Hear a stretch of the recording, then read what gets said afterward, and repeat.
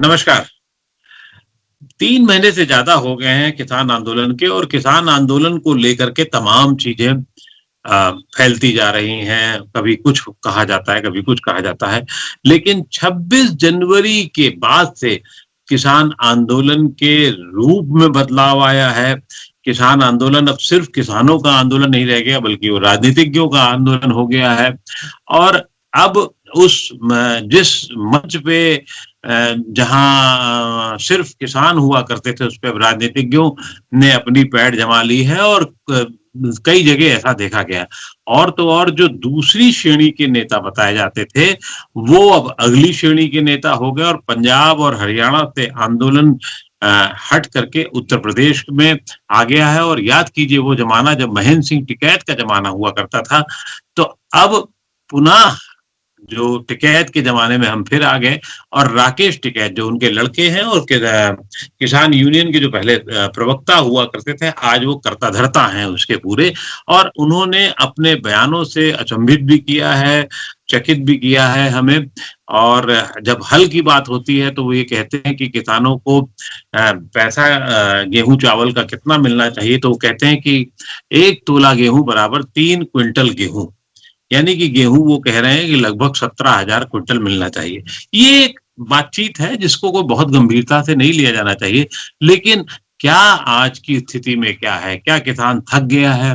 किसान चूक गया है या किसान अभी लड़ने के मूड में है और बड़ी लड़ाई की तैयारी कर रहा है?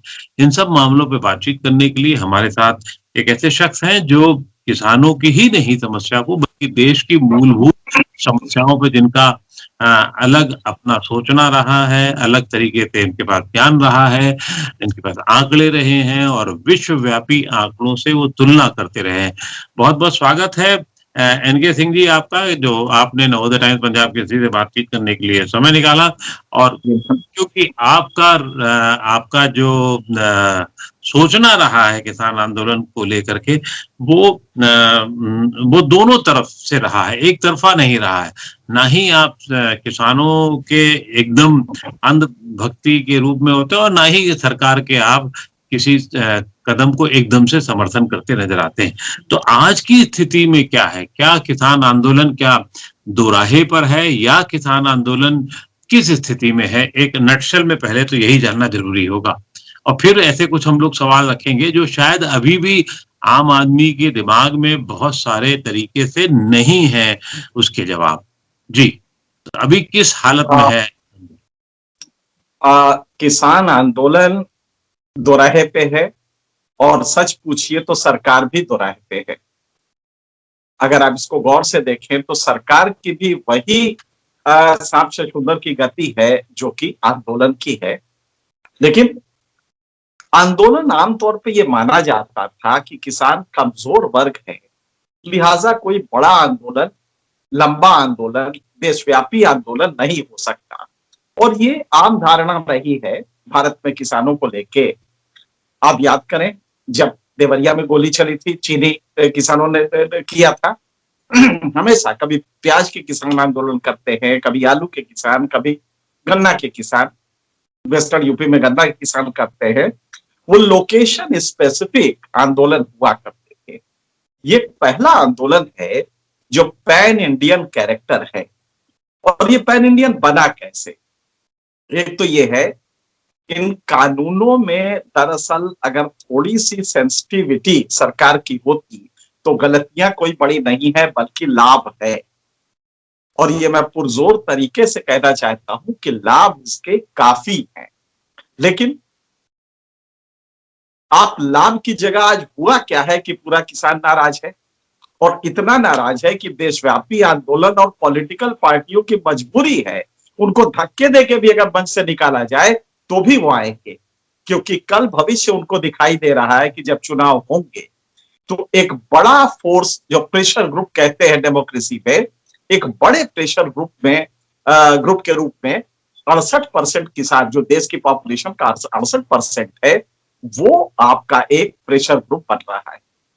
यही वजह है कि पॉलिटिकल पार्टीज धक्के भी देके आप बाहर करिए तो भी आएंगे, तो भी ये सरकार की बुराई करेंगे, किसान की हिमायत करेंगे। लेकिन अब इसको रेशनल तरीके से देखिए। ये बात बिल्कुल सही है कि आजादी के बाद से हमने किसानों के लिए कोई बहुत ही मुकम्मल कोशिश नहीं की। इनको ये मानते रहे कि हाँ इनका तो काम है ये करना, लिहाजा हमारी कोशिश जो थी वो बिल्कुल अलग थी। कोशिश ये थी कि जिस जमाने में अनाज कम पैदा होता था, आप याद करिए कि जब आजादी मिली थी तो हम 1 हेक्टेयर में सिर्फ 5 क्विंटल गेहूं पैदा करते थे।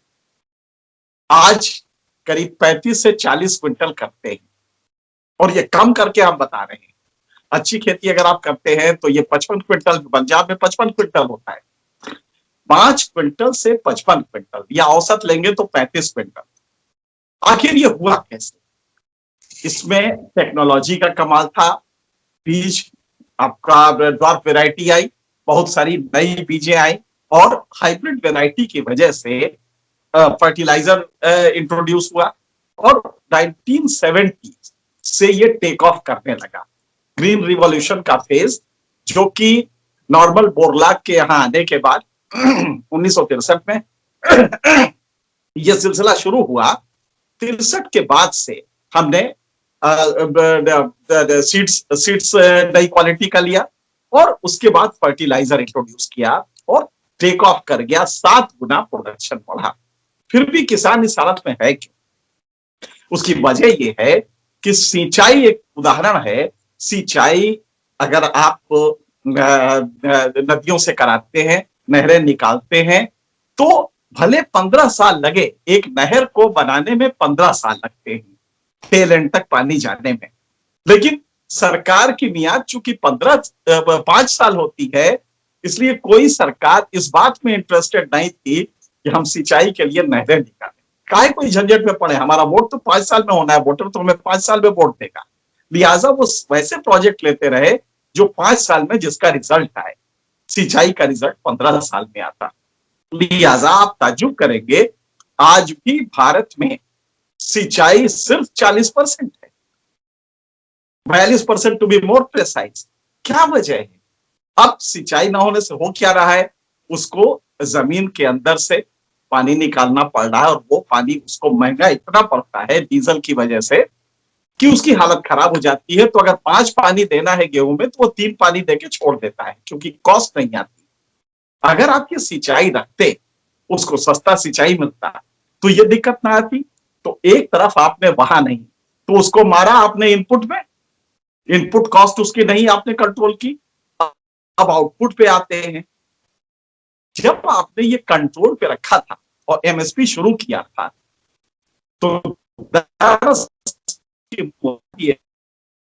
होल्डिंग करेगा के रूप में अनाज कितना लिया, और तब लेवी का रेट कम था, तब एमएसपी का रेट कम हुआ करता था, मार्केट का रेट ज्यादा हुआ करता था। तो किसान घबरा जाते थे, अरे बाप रे, अभी तो हमें लेवी का भी वो देना है, अनाज देना है। उस समय का ये, आज हमारे पास स्थिति क्या है? आज हम भारत में अपनी जरूरत से 25% ज्यादा अनाज पैदा करते हैं। सच पूछिए तो करीब 25 या 30 हम मान सकते हैं।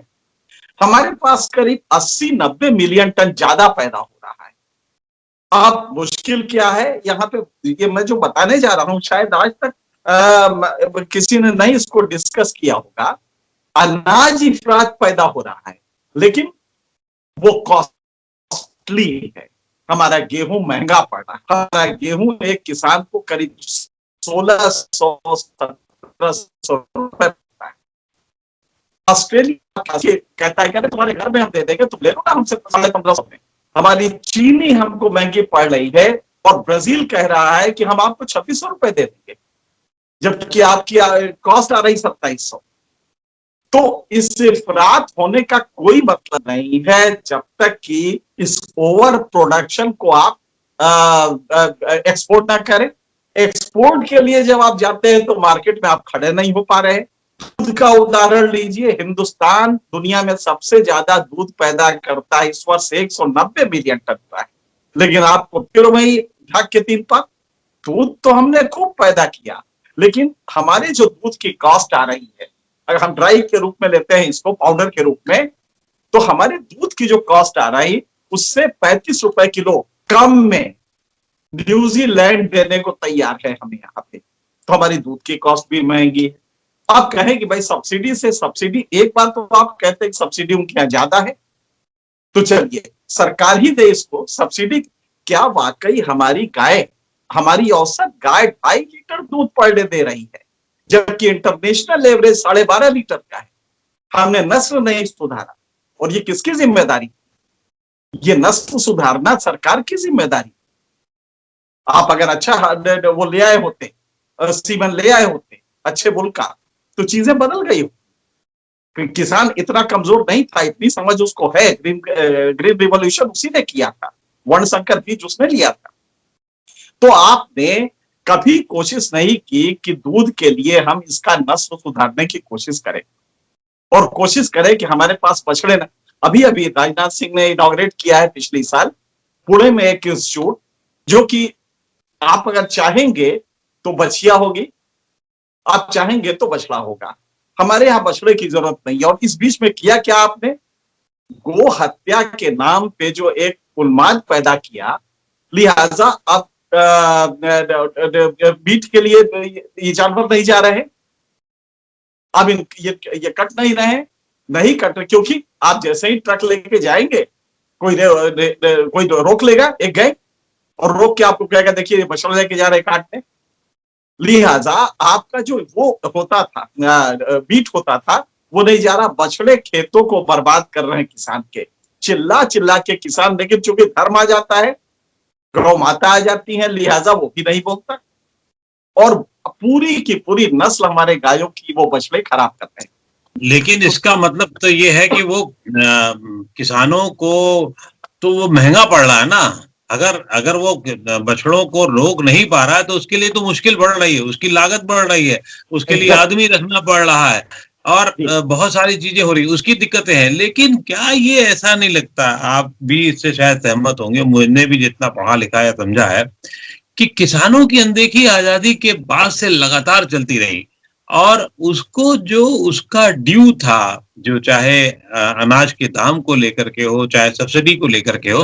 और एक जो सबसे रोचक बात मुझे लगता है, आप भी इससे सहमत होंगे, कि सिंचाई नाम के सिंचाई विभाग जो प्रदेशों में हुआ करते थे पहले, वो बहुत ज्यादा सुने जाते थे। अब तो ऐसा लगता है गायब ही हो रहे हैं, कोई काम ही नहीं हो रहा है। उत्तर प्रदेश में, बिहार में, जो बड़े राज्य हैं, अगर आप SYL को छोड़ दे, पंजाब हरियाणा वाले को, तो आपको सिंचाई विभाग, सिंचाई में पानी ही नहीं है उसकी नहरों में। तो उसके साथ जो अनदेखापन जो चलता रहा पिछले 60-70 सालों में, क्या उसकी यही एक वजह नहीं है कि जो आम आदमी को महंगा ना मिलने पाए अनाज, महंगाई पर मार ना आने पाए, इसलिए किसान को दबा के रखा गया और उसको पैसा नहीं दिया गया? हाँ, यहाँ पे एक शब्द आपने इस्तेमाल किया है, वो थोड़ा कंफ्यूजिंग है। बाकी बातें वही है जो हम भी कह रहे हैं। आम आदमी, दरअसल किसान ही तो वो आम आदमी है। हमने डेफिनेशन चेंज कर दी, अर्बन कंज्यूमर को हमने आम आदमी समझ लिया, और तब मध्य वर्ग, बिल्कुल सही कह रहे हैं। और तब महंगाई अछूत हो गया। मतलब हर गवर्नमेंट इस बात पे जाती थी कि प्याज के दाम महंगे क्यों हो गए, आलू के दाम में, इस बात पे सरकारें चली जाती थी। अरे उनसे पूछिए कि जब पिज्जा का दाम बढ़ता है तो आपने कभी किसी को देखा है आंदोलन करते हुए? कभी मैकडोनल्ड का अगर कोई प्रोडक्ट होता है उसके दाम 3 गुना बढ़ते हैं तो देखा है? कभी आपने ब्लड प्रेशर की दवाई के दाम बढ़ते हैं उसके लिए आंदोलन करते देखा है? लेकिन अगर अनाज बढ़ जाएगा, गेहूं का दाम बढ़ जाएगा, तो साहब महंगाई आ गई और सरकारें चली जाती। लिहाजा पिछले 70 साल से कोशिश ये रही है कि महंगाई ना बढ़े। महंगाई ना बढ़े तो क्या होगा? महंगाई अगर दबी रहेगी तो किसान दबेगा, किसान दबे। और यही स्थिति 70 साल में हुई है कि इस देश में हर रोज, हर 35वें मिनट पर, बल्कि ज्यादा सही कहें तो 36.5वें मिनट पर एक किसान आत्महत्या कर रहा है। पिछले 36.5 साल से 36.5 मिनट पे एक किसान यहाँ पे आत्महत्या करता है, और ये बात 30 साल से चल रही है, 29 साल से। हर रोज 2052 किसान खेती छोड़ के नोएडा में रिक्शा चलाने चला आता है, या बड़े शहरों में मजदूरी करने चला जाता है। आखिर ये हुआ कैसे? इसलिए कि कीमतें आप बढ़ने नहीं देंगे। जरा सोचिए, 10 साल में पिज्जा की कीमत कितनी हुई? 10 साल में एक शिक्षक की तनख्वाह कितनी बढ़ी है? 1971 से आज तक आप शिक्षकों की तनख्वाह ले लीजिए, आप गवर्नमेंट सर्वेंट की तनख्वाह ले लीजिए और किसान के उसके उपज की का एमएसपी ले लीजिए, आप पाएंगे कि एमएसपी अगर किसानों का 26 गुना बढ़ा है पिछले 50 साल में, और टोटल 50 साल की मैं बात कर रहा हूं 1971 के बाद, तो इनका 400 गुना बढ़ा है, 500 गुना बढ़ा है, 600 गुना बढ़ा है, सरकारी टीचरों का 225 गुना बढ़ा है, जबकि किसान का सिर्फ 26 गुना बढ़ा है। तो आप समझ सकते हैं कि हमने किया क्या। ये क्यूमुलेटिव इफेक्ट है। आज जो आंदोलन हो रहा है ये उनके सर्वाइवल की लड़ाई, वो जिंदा नहीं रह पा रहे, ये उनकी लड़ाई। तो लिहाजा लेकिन लेकिन ये कहा जाता रहा, सरकार ने भी पे मोहर लगाती रही, अपने कारणों से लगाया सरकार ने, कि ये किसान फिर ये आंदोलन पैन इंडिया कहाँ हो पाया, जबकि होना चाहिए, उसकी ध्वनि आनी चाहिए। मैं शायद भूल जाता, बड़ा अच्छा आपने मुद्दा उठा दिया, बिल्कुल सही कहा आपने कि ये पंजाब के किसानों का आंदोलन, अच्छा ये पैन इंडिया कैसे बन गया और क्या ये पैन इंडिया है? मैं समझता हूँ शायद यही प्रश्न है ना जी। इसमें बहुत सिंपल सा है इसका। देखिए ये बात सच है कि जब ये शुरू हुआ था तो ये वाकई पंजाब का ही आंदोलन था। वजह क्या थी, हम लोग इसको थोड़ा गहराई से समझ लें। एमएसपी पे कौन बेचता है? वही ना जिसके पास सरप्लस हो, जिसके पास अपने खाने के अलावा जो हो वो बेच रहा हो। पंजाब के एक किसान का लैंड होल्डिंग जो एवरेज है पंजाब में किसान की, वो 3.6 हेक्टेयर है। आप गौर कीजिएगा, 3.6 हेक्टेयर, जबकि बिहार के किसान का जो लैंड होल्डिंग है 0.4 है। मतलब कि 9 गुने का अंतर है पंजाब के किसान की जितनी जमीन होती है और बिहार के किसान की। तो बिहार का किसान तो सरप्लस रखता ही नहीं है, उसके पास जितना आता है उतना ही खाने के लिए ज्यादा कम पड़ता है। तो बेचेगा कौन? पंजाब का किसान ही बेचेगा, और वो बेचता है। हाँ, उसकी उपज भी ज्यादा होती है क्योंकि वाटर और इनपुट वो ज्यादा डालता है, ये बात सही है, क्योंकि उसको आमदनी को एमएसपी पे बेच देता है। एमएसपी पे बेचने के जो इंस्टीट्यूशंस है, जो प्रोसेसेस है, वो उसके स्ट्रांग है। इसमें खतरा ये हुआ कि जैसे ही आपने मंडियों के शुल्क को नहीं हटाया, लेकिन फ्री मार्केट, जिसको आप बहुत ही जोर शोर से कहना चाहते थे कि अब तो आएगा, बनिया आएगा, वहां का दुकानदार आएगा, आड़ती आएगा, बड़े उद्योगपति आएंगे आपके यहां से सीधे जो डबल रोटी बनाने वाले हैं सीधे किसान से बात करेंगे, भैया मुझे 3 ट्रक तुम्हारा 3 टन माल चाहिए। सुनने में बड़ा अच्छा लगा, लेकिन उसको मंडी टैक्स जो 8% से 10%, 11% है, उसको नहीं देना है। क्या इसका मतलब हुआ? मंडियां बंद हो, स्वतः खत्म हो जाएगी। कौन जाएगा 10% एक्स्ट्रा देके मंडियों में? कोई नहीं जा सकता। लिहाजा अचानक मंडियां धीरे धीरे खत्म हो जाएंगी। तो आपने लेवल प्लेइंग फील्ड किया ही नहीं, या आपने एक ब्लंडर किया था। बिल्कुल सही है, प्राइवेट पूंजी की जरूरत है कृषि में, गवर्नमेंट नहीं कर सकती। गवर्नमेंट का धंधा या आड़ती का काम थोड़ी है। गवर्नमेंट सिंचाई के प्रोजेक्ट बनाए, गवर्नमेंट न्यूक्लियर प्लांट लगाए, लेकिन गवर्नमेंट को आप मजबूर कर रहे हैं कि अनाज खरीदो, आड़ती बन जाओ। अब लेकिन वो मजबूर नहीं कर रहे हैं। आप जरा सोचिए, एमएसपी पे अगर आप लेते हैं, और आप ध्यान रखिएगा भारत में इस साल किसानों का जो अनाज गया है टोटल एमएसपी पे जो खरीदा गया है वो 2,70,000 करोड़ का है, और कुल जोड़ेंगे इसका तो करीब 4-4.5 लाख करोड़ का हो जाता है। ये पहली बार हालांकि हुआ है, इसी आंदोलन की वजह से हुआ है, लेकिन हुआ है, कोरोना की वजह से हुआ, आंदोलन की वजह से हुआ। अब किसान की जो एमएसपी पे अपनी जरूरत आती है वो करीब 80 मिलियन टन की है, जो 60 मिलियन टन की है। अब आप सोचिए जरा, अगर आप टोटल परचेज का 35% के प्लेयर हैं, सरकार 35% देश का अनाज खरीद रही है, गेहूं चावल ही खरीदती है। अगर वो खरीदती है पीडीएस के लिए, पीडीएस की दोनों स्कीम्स के लिए, तो वो मार्केट क्या सबसे बड़ी नियंत्रणा होगी? तो आपको कुछ नहीं करना। सरकार क्यों डर रही है मैं समझ नहीं पा रहा हूं। उसको कहते कि हाँ एमएसपी तुम्हारा राइट है, जो भी खरीदेगा एमएसपी से नीचे नहीं खरीदेगा, नहीं तो हम खड़े हैं, और कुछ ना करे। कल जब मंडी में अनाज आए तो मुस्कुरा के कहे कि हाँ भाई ये क्या जो आड़तिये कम रेट पे ले रहे हैं, चलो हम आते हैं। और जैसे ही वो 35% का प्लेयर वहां खड़ा होगा, ऐसे ही जितने भी आड़तिये हैं रेट ऊपर कर देंगे, क्योंकि उनको अपनी फैक्ट्री नहीं बंद करनी है। तो सरकार बिला वजह से डर रही है। अगर वो चाहे तो इसको एमएसपी को कानूनी अधिकार बना सकती है। 35% की प्लेयर है, 35% वो ले रही है और अपने पीडीएस सिस्टम में देती है। लिहाजा डरने की कोई बात ही नहीं। आपको सारा नहीं खरीदना है। सरकार को ये गलतफहमी हो गई है। सवाल यही हो रहा है ना कि अगर पंजाब हरियाणा, अभी तो मेजर पार्ट 70% तो पंजाब हरियाणा खरीद लेता है जो भी पीडीएस सिस्टम का है। अब अभी हिमाचल, बिहार और यूपी का किसान इस लायक नहीं है, कुछ एक को छोड़ दिया जाए जो बेचे अतिरिक्त आकर के। लेकिन अभी भी ये होता है कि बिहार से और यूपी से कुछ ट्रक ले जाए जाते हैं जो अवैध तरीके से, अभी तक तो खुली नहीं थी, तो वो पंजाब में लाके बेच देते हैं। क्योंकि यूपी में जो एमएसपी होता है उस पर उनको पैसा नहीं मिलता है। तो जब वहां मिलेगा नहीं तो उधर उधर भटकेगा वो बैठ करके। तो उसकी दिक्कत तो यूपी या मध्य प्रदेश का किसान है, तो मध्य प्रदेश में भी खरीद होती है लेकिन उतनी नहीं खरीद होती है, तो वो कैसे क्या करेगा?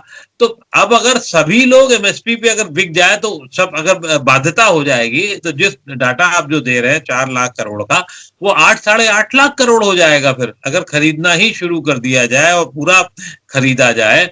अगर बढ़त और होती जाए उत्पादन में तो 8 साढ़े 8 लाख करोड़ हो जाएगा। तो कैसे? आपका शक थोड़ा निराधार है। मैं फिर से उसको बताता हूं। अभी एक तो गलतफहमी ये हो गई है कि एक सर्वे आया था 2013 में, उसमें कहा गया था, एनएसएसओ का सर्वे था, उसमें कहा गया था कि 6% किसान ही एमएसपी पे बेचता है।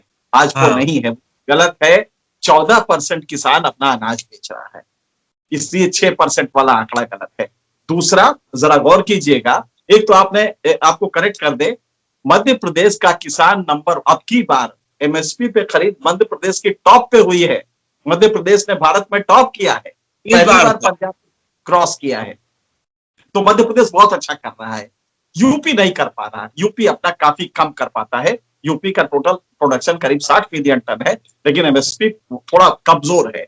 पिछले साल तो किया था, इस साल तो थोड़ा गड़बड़ हो गया है। लेकिन खैर, इनको लेना नहीं है। मैं फिर बार बार कह रहा हूं, इनको सारा प्रोडक्शन नहीं। अब देखिए क्या है, बिहार का किसान गेहूं चावल भले ना करे, वो मक्का बोता है और देश का 25% मक्का बिहार में होता है। इस वर्ष मक्का, अभी 2 महीने पहले की बात है, चीख के रो के बेचारा 900 रुपए 1000 रुपए बेचा, जबकि एमएसपी उसका 1850 रुपए। यही स्थिति धान की। अगर एमएसपी पे आप देने लगेंगे तो वो तो मतलब खुश हो जाएगा वो किसान जो दुर्दशा में है। अगर आप वाकई एमएसपी पे, अच्छा अब आप डर रहे हैं कि सारा खरीदना पड़ेगा, और जो देश में करीब इस समय इस साल हुआ है 110 मिलियन टन गेहूं हुआ है। आप सब्जी या लगभग इतना ही चावल भी हुआ है, धान हुआ है। तो आप समझ सकते हैं कि क्या ये सब खरीदना पड़ेगा? नहीं, बिल्कुल नहीं। आप सिर्फ मार्केट के प्लेयर होंगे, बाकी ओपन छोड़ दीजिए। आपने जो कानून बनाया उसमें कोई गलती नहीं है, लेकिन वो अड़तिया एक्सप्लॉइट इसलिए नहीं कर पाएगा कि सरकार खड़ी है कि अच्छा ठीक है तुम रेट दबा रहे हो, कोई बात नहीं मैं खरीद लेता हूं। और जैसे ही ये एमएसपी पे खरीदने आएंगे, वो डर के मारे एमएसपी से ज्यादा पे खरीदने लगेंगे। लिहाजा ये संशय सरकार की गलत है। सारा अनाज आपको नहीं खरीदना है, क्योंकि डबल रोटी फैक्ट्री वाला क्या करेगा? और वही नहीं, बाकी जगह भी तमाम है अनाज खरीदने की वो है। तो लिहाजा कोई भी आपको संकट नहीं है, आप उतना ही खरीदिए, लेकिन मार्केट डिसाइड आप कीजिए। एक तो ये। दूसरी गलती आपने क्या की, आप इस कानून को बनाने के में हैबिट्स, उसकी सेलिंग हैबिट्स चेंज कर रहे हैं, जो 4000 साल से उसकी बनी हुई है, कि वो वहीं से जाता है, अड़तिया के यहाँ जाता है और जो कहता है वो लेता है, फिर उसके बेटी की शादी में अड़तिया कुछ पैसा देता है, इसी का एहसान मानता है, वगैरह वगैरह। आप उसके हैबिट्स को चेंज करने जा रहे हैं through the process of law. अब उसको डर क्या है?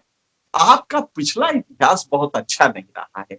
जब आप कहते हैं कि एसडीएम इसको डिसाइड करेगा, तो उसको मालूम है जब फिर वही अफसर, तो वो तो अंबानी के फेवर में चला जाएगा। ये उसका डर है। हम ये नहीं मानते हैं कि सारे करप्ट है, लेकिन ये डर इसलिए है कि हमारा सिस्टम करप्ट है, लिहाजा उसको भरोसा नहीं है। आप कर क्या सकते थे? एक चीज होती है, शायद आपको ये, मैं पहली बार इस पे चर्चा हो रही होगी, एक कंसेप्ट है जो इसमें भी है, लॉ में भी है, फार्मर प्रोड्यूसर ऑर्गेनाइजेशन, एफपीओ। हाँ। कई दर्जनों गांव को एक साथ करके ये ऑर्गेनाइजेशंस बनते हैं, एफपीओ बनते हैं, और वो हमारे बिहाफ पे, किसानों के बिहाफ पे, किसान ही उसका बार्गेन करेगा एक बड़े उसमें, बड़े फोरम पे, और उसमें 400 गांव के किसान होंगे या 200 गांव के किसान होंगे, 100 गांव के किसान होंगे, और वो एफपीओ हमारे बिहाफ पे किसी अंबानी से, किसी अडानी से, किसी अड़तिया से निगोशिएट करेगा। तो उसको ताकत रहेगी, सामूहिक शक्ति की ताकत रहेगी, लिहाजा कोई भी एक्सप्लॉइट नहीं कर पाएगा रेट्स को, क्योंकि वो इमीडिएटली देखेगा कि रेट कहां अच्छा है। लिहाजा ये शक आप दूर कर, लेकिन इसके लिए करना क्या था?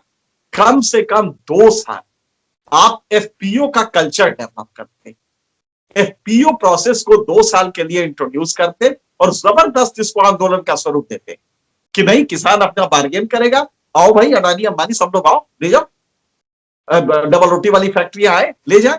तब फिर वो जो क्लॉज लगते, वो भी बार्गेन होता है एफपीओ से। तो जो किसान की स्कैडर्ड शक्ति थी, जो बिखरी हुई थी, कि वो बेचारा 3 क्विंटल बेचना चाहता है, ये 30 टन की ताकत हो जाती, 3 ट्रकों में जाता। तो लिहाजा वो इंटर स्टेट बिजनेस भी कर लेता एफपीओ के थ्रू, क्योंकि उसका भी 3 क्विंटल जाता, और वो बड़े जमींदार का भी 30 क्विंटल जाता, और तब ये एक ट्रक होके 10 टन 12 टन माल एक ट्रक में आता है, और वो चला जाता। आप अगर इतना होशियारी करते कि एफपीओ का कल्चर, इंस्टीट्यूशन ऑफ एफपीओ पहले डेवलप कराते, और फिर उसके बिहाफ पे जब बार्गेनिंग होती, तो उसको कतई डर नहीं लगता कि कोई अडानी अंबानी आया, कहता अच्छा अच्छा हाँ बताओ हमारा एफपीओ है, वो करेगा। और ये दूध में आपने कोऑपरेटिव में तो कर चुके हैं ये। आज दूध में किसी की हिम्मत नहीं है कि दूध का वो सस्ता कर दे, और अगर 1 रुपया दूध का बढ़ता है तो 70 पैसा उसका किसानों को जाता है, जबकि अनाज का अगर 1 रुपया बढ़ता है तो 30 पैसा भी किसान को नहीं मिलता, क्योंकि इस तरह का कलेक्टिव बार्गेनिंग प्रोसेस नहीं है। बस इतना ही आपको करना था। यहाँ पे सरकार ने, हाँ, सरकार की चूक हो गई मान लिया जाए, बाकी भी है, लेकिन सवाल ये है कि किसान अभी इतना लंबा आंदोलन चल चुका है, 100 दिन से ज्यादा हो चुके हैं। अब अगर आप कह रहे हैं दोराहे पर है, या सरकार की दोराहा, तो आपको समझ में आ गया, सरकार को समझ में नहीं आ रहा कि क्या करना चाहिए क्या नहीं करना चाहिए। जो गलती कर दी उसने, वो भी ये साफ साफ पता है लोगों को कि साहब उसको जो कंसल्टेशन करने चाहिए, विचार विमर्श करने चाहिए, वो नहीं कर पाए।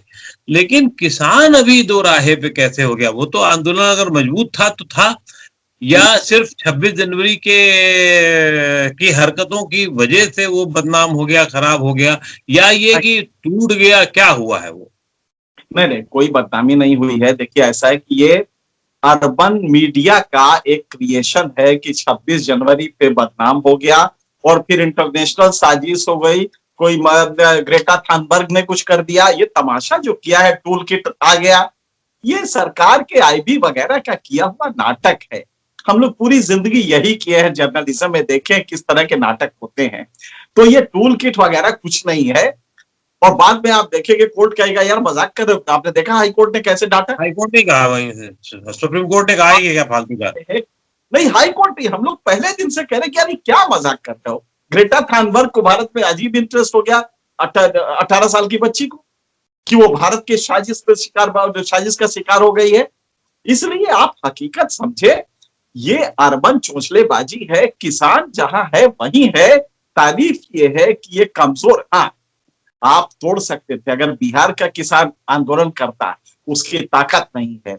लेकिन ध्यान रखिए, ये पंजाब हरियाणा का किसान है, यूपी का किसान है, ये शक्तिशाली भी है, इसका सरप्लस भी इतना है कि ये 2-4 साल तक झेल जाएगा, और ताकत भी है, ग्रिड भी है। लिहाजा आंदोलन को आपको अंदाजा नहीं तो समझिए कि 4 दिन में ये भाग जाएंगे, ठंडी में भाग जाएंगे, पानी का बौछार छोड़ोगे तो भाग जाएंगे। इनको मालूम नहीं था कि ये पंजाब का किसान है और पंजाब का कैरेक्टर क्या है। अब किसानों के हाथ में एक अन्य मुद्दा लग गया जो सरकार के समझ में नहीं आया। कानून के तीनों कानून को ये कर रहे थे, लेकिन असली बात ये रही, ये पैन इंडिया बना कैसे? ओरिजिनल तो इसका था कि तीनों कानून वापस लीजिए, लेकिन कारू का खजाना किसानों के हाथ में आंदोलन में ये लगा कि एमएसपी कानूनी बाध्यता करो, हमारी कानूनी अधिकार मानो। एमएसपी कानूनी अधिकार मानने का मतलब क्या था? बिहार का किसान भी देख रहा है कि हमारा 1100 रुपए और 900 रुपए मक्का जा रहा है, तो उसको भी समझ में आया कि तो मेरा वाला भी 1850 रुपए चला जाएगा और हमारा धान भी चला जाएगा 1850 रुपए, 1875 रुपए, 1868 रुपए। तो इसका मतलब है कि तो बड़ी बल्ले बल्ले वाली चीज है। तो तमिलनाडु का किसान, बिहार का किसान, उड़ीसा का किसान, सबको लगा कि अगर ये डिमांड है तो ये तो बहुत अच्छी डिमांड है। लिहाजा वो पैन इंडियन कैरेक्टर हो गया। अब दोराहे पे कैसे खड़ी है? ये एक उसकी लड़ाई है, वॉर ऑफ नर्व्स की लड़ाई है। वो समझ रहे हैं सरकार के लोग कि नहीं, अब ये टूट रहे हैं। और वाकई एक संगठन जिसका कि नेतृत्व कई उसमें बटा हो, टूट तो जाता है, ये बात सही है। और अगर शक्तिशाली ना हो तो और टूटता है। लेकिन यहां पे किसान की समस्या दूसरी है। इस समय फिर से खेती का टाइम आ रहा है। खेती का टाइम आ रहा है तो क्या वो वापस नहीं जाए? और नहीं जाएगा तो कोई भी किसान कितना भी बड़ा से बड़ा सस्टेन करने में उसको प्रॉब्लम हो, क्योंकि उसकी तो रोजी रोटी जुड़ी हुई। दोनों के स्टेक में अंतर है। सरकार का बहुत कुछ अभी स्टेक पे नहीं है, इलेक्शन आएगा 2024 में। किसानों का स्टेक में यह कि अगली बार अगर ये अनाज नहीं पैदा किया तो सस्टेन कैसे करेंगे? तो ये कमजोरी एक है। लेकिन सर, किसान भी ये समझ गया है कि देखो, ये इतना महंगा सरकार के लिए पड़ेगा कि 2024 तक अगर हमने इसको 6 महीने और खींच लिया तो पूरे कंट्री में 68% तो इनको वोट नहीं देगा। और आज ये हो गया है। आज प्रेजेंट गवर्नमेंट जो जिसको किसान जम के वोट देता था, जबरदस्त टर्नआउट था किसानों का, वो किसान आज इनको अपने उससे उतार दिया है। अपने उससे उतार दिया है कि नहीं, हमारे दिलचस्पी इनमें नहीं है। नतीजा ये हो रहा है कि पॉलिटिकली इस सरकार को बेहद लॉस होने जा रहा है। अगर इन्होंने ये पंजे की लड़ाई इज्जत की लड़ाई बना, आप किसान से क्या इज्जत की लड़ाई लड़ रहे हैं? ठीक है, वो हार जाएगा, हो सकता है कि इसको कॉल ऑफ कर दे, लेकिन क्या आप समझते कि उसके बाद जब घर जाएगा तो आपको वोट देगा?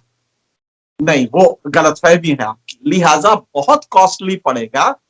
एक अच्छा प्रयास आपने किया था कानून लाके, लेकिन उसमें गड़बड़ ये कर दिया कि आपने जो कल्चर पहले डेवलप करना था, एफपीओ का कल्चर आप लाते, एमएसपी पे खरीद जारी रखते, और किसानों के प्रोड्यूस को आप शर्माते क्यों हैं? कई यहाँ महंगाई बढ़ी है।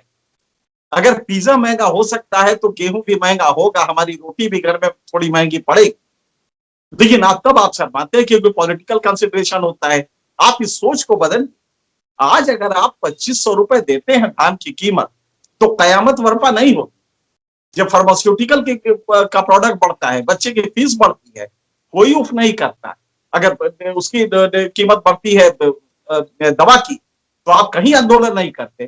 तो लिहाजा आपको किसान से आंदोलन ऐतराज क्यों है? तो जनता समझ लेगी।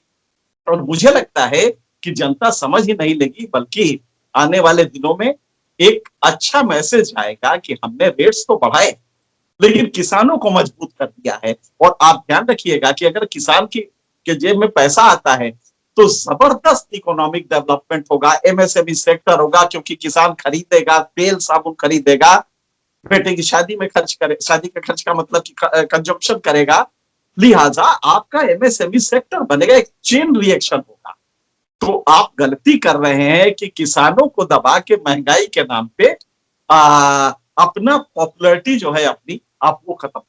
लेकिन सवाल, अब अंतिम सवाल ये है कि क्या आखिर हल क्या है? कहाँ रास्ता आपको दिख रहा है? कोई पतली गली समझौते की या कोई ऐसी विन विन पोजीशन वाली दोनों की तरफ की कोई स्थिति आपको नजर आ रही है? बिल्कुल आ रही है। मैंने साफ तजवीज किया है उसको। आप इसको मुलतवी कर दीजिए 1 या 2 साल के लिए। इस कानून का इम्प्लीमेंटेशन मात्र 1 डेढ़ साल 2 साल के लिए मुलतवी कर दीजिए। इस बीच में पूरी शिद्दत से और एमएसपी को कानून बना दीजिए। आपको बिल्कुल डरने की जरूरत नहीं है। इस बीच में आप एफपीओज डेवलप कीजिए, फार्मर प्रोड्यूसर ऑर्गेनाइजेशंस डेवलप हो, कोऑपरेटिव मूवमेंट डेवलप हो, और खास करके मार्केटिंग को लेके। मार्केटिंग तो आपकी प्रॉब्लम है, एग्रीकल्चर मार्केटिंग को लेके कि प्राइसेस नीचे आ जाती हैं। आप उनको एक कलेक्टिव बार्गेनिंग का पॉइंट दें, और पॉइंट देने के बाद आप उन्हें छोड़ दें इस कल्चर में डेवलप, उसके फायदे उनको मिलने लगेंगे। और इन 2 सालों में कहें कि हाँ भाई अब बताओ तुम्हें कोल्ड स्टोरेज चाहिए, तुम्हें चाहिए कि तुम्हारा जो वो है टमाटर है वो बगल के कोल्ड स्टोरेज में रखा जाए और उसका प्राइस हम डिसाइड करें। अडानी बनाएगा, अंबानी बनाएगा, कोई बनाएगा, लेकिन प्राइस हम डिसाइड करेंगे कि इसका रेट ये होगा। अब आलू तो कोल्ड स्टोरेज में रखते हैं फर्रुखाबाद में, आपने देखा होगा, आप तो उस इलाके के हैं। फर्रुखाबाद में तमाम कोल्ड स्टोरेज एक रास्ते से है, हाँ, लेकिन प्राइसेस चूंकि आलू की कंट्रोल नहीं है तो उनको सड़क पे डालना पड़ता है। कई बार कोल्ड स्टोरेज में ही छोड़ देते हैं क्योंकि 5 रुपए किलो भी आलू नहीं बिक रहा है। तो आप उसको लेके इंटरनेशनल मार्केट, अच्छा फिर आप ये जो धंधा आप आढ़तियों से करवा रहे हैं, एक प्रायोरिटी दीजिए कि अगर किसान का बेटा आढ़ती का काम करेगा तो हम उसको इतनी छूट देंगे। किसान के लड़के आए आड़त में, उसी तरह किसान के बच्चों कई के एंटरप्रेन्योर बनो और तुम अपने गोडाउन्स लगाओ, गांव के स्तर पे गोडाउन लगाओ, और हम तुम्हें पावर सप्लाई हम इतनी इंश्योर करते हैं। आज बिजली रात है आपके यहाँ, बिजली की कमी भारत में नहीं है, बहुत ज्यादा हो रही है, लिहाजा आपको हम देंगे और इसको हम तो किसान का लड़का अगर करता है तो हम ये सुविधाएं देंगे। आप देखिए किस तरह किसान आएगा। लिहाजा आपके पास है, आप सोचिए तो बैठ के, किसान खुश हो जाएगा कि हमारे बच्चों को आढ़त का काम मिलेगा। तो चूंकि गांव का होगा वो पैसे भी नहीं डूबेंगे उसके। आज तो ये भी खतरा है ना कि आढ़तिया कहाँ का है, वो बनासकांठा से आया है और बिहार में खरीद रहा है, उसके बाद पैसा लेके चला जाना है। 4 केसेस हो चुके हैं ऐसे। तो उसकी जगह अगर गांव के ही आसपास के लड़के होंगे और उनको लाइसेंसिंग दी जाएगी with certain better terms conditions, तो वो करेंगे और वो कोल्ड स्टोरेज भी लगा सकते हैं। कोल्ड स्टोरेज कोई रॉकेट साइंस नहीं है। क्यों अडानी लगाएगा? कोल्ड स्टोरेज का काम तो ऑर्डिनरी हो सकता है, सिर्फ आप उसको इलेक्ट्रिक सप्लाई, पावर सप्लाई सुनिश्चित कर दें। तो अगर आप इस तरह पार्टनरशिप करके आएंगे तो किसान का आपका दुश्मन नहीं है और ना किसान आपको दुश्मन समझता है, एक पार्टनर होके करें। मैं ये जानना चाहता था, ये तो आप जो थ्योरेटिकल बात हो रही है, लेकिन अभी आप इस स्थिति में कहाँ कौन किस हद तक जाएगा, झुकेगा, एक रास्ता बनेगा, कब तक उम्मीद कर सकते हैं लोग? इस तरीके का कोई हालात दिख रहे हैं? देखिए, अगर गलतफहमी सरकार को होगी और वो गुजरात के चुनाव से, पंचायत चुनाव, ये जो चुनाव हुए हैं, इससे मतलब अपने समझे तो वो गलतफहमी है उसकी, कहीं गलती ये करे नहीं। मुझे डर है कि सरकारें जो सत्ता में होती है हकीकत नहीं समझती है। किसान नाराज है और एक बड़ा वोटर चंक आपका आपसे हट गया है। क्या आपकी जरूरत नहीं है कि आप इसको नजदीक लाए? क्या आपका वादा था दूना करने का ना? ये क्या हुआ कि वो हट ही गया आपसे? दूना करना तो बाद में होता है, पहले तो हट ही गया आपसे। तो आपकी कोशिश होनी चाहिए कि किसान को हम शत्रु समझ के ना डील करें और न ये समझें कि बिहार का किसान तो इसमें है नहीं। अरे बिहार का नहीं आएगा इसमें, पंजाब, चूंकि लोकेशन, इस तरह के एजिटेशन लोकेशन स्पेसिफिक होते हैं। पंजाब का किसान ही कर सकता है यहाँ आंदोलन, बिहार का किसान आके नहीं कर सकता। लेकिन हाँ, वो पटना में कर सकता है, वो अहमदाबाद में कर सकता है, स्टेट कैपिटल में कर सकता है, और उसकी भी जरूरत नहीं है। वो मन ही मन समझ लिया कि आप हमारे हित का काम नहीं कर रहे हैं, यही काफी है। लिहाजा सरकार को भी आगे आना होगा। और करना क्या है, सिर्फ 1.5 साल के लिए इसको मुलतवी कीजिए। एक्स पार्टी छोड़ दीजिए किसानों से बातचीत कि मैं इसको मुलतवी करता हूं और जब किसान कहेंगे तभी करूंगा। दूसरा, आप एफपीओ डेवलप करें और एमएसपी पे जो खरीद है, सिर्फ आप अगर खड़े हो जाए बड़े प्लेयर के रूप में तो मेरा दावा है कि कहीं से भी प्राइसेस हमेशा ऊपर, हाँ ये खतरा रहेगा कि महंगाई बढ़ गई, तो आपको ये समझाना पड़ेगा अर्बन मिडिल क्लास को कि भैया अगर गेहूं का दाम बढ़ता है तो महंगाई बढ़ती है, लेकिन पिज्जा खाते हो तब भी बढ़ती है, इसलिए इसको महंगाई ना मानो, इसको रिप्लेनिश करने की चीज मानो। यही मुझे लगता है। चलिए देखते हैं कि कहाँ किसको किसको कौन कितना समझा पाता है, किसानों को समझा पाते हैं या यही सोच के उनकी जान निकलेगी कि जो मध्य वर्ग तथाकथित शहरी मध्य वर्ग है या निम्न मिडिल क्लास है वो उसको थामे, कैसे क्या करें ये एक देखना होगा और इस पे फैसला तो सरकार को लेना ही होगा और किसान को भी बहुत जड़ता के साथ नहीं रहना होगा, ये हम लोगों की उम्मीद है। बहुत बहुत शुक्रिया आपका नवोदय टाइम्स पंजाब केसरी से बातचीत करने के लिए। धन्यवाद।